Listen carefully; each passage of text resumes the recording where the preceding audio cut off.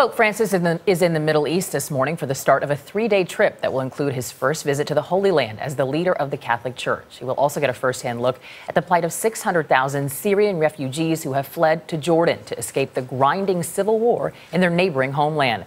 The Pope's first stop is the Jordanian capital of Amman. Alan Pizzey is in Jerusalem. Alan, good morning.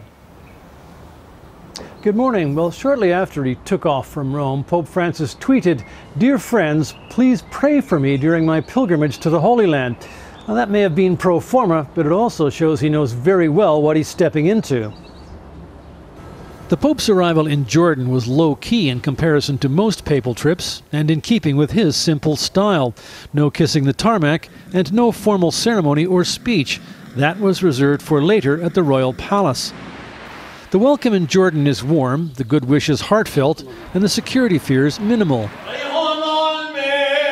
Among those most eagerly awaiting Francis are Syrian Christians who are now refugees in Jordan. Marianne Sabra fled from Malula, a village that still speaks Aramaic, the language Christ spoke. "I will ask him to pray for peace and to pray for us," she said. An estimated 20,000 Christians have fled the conflict in Syria.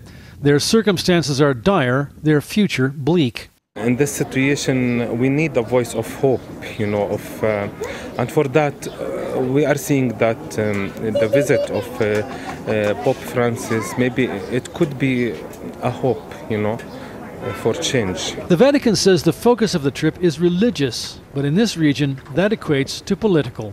Religion has been used as a political tool in order to make declarations or create facts on the ground, and that's very, very dangerous.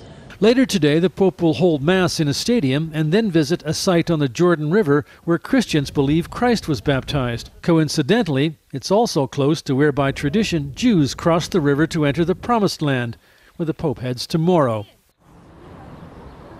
Pope Francis promised journalists on his plane that he'd give a press conference on the way back to Rome, a sign that he's taking care not to say anything that might be misinterpreted on a trip where his every word and gesture will be analyzed from very opposing points of view.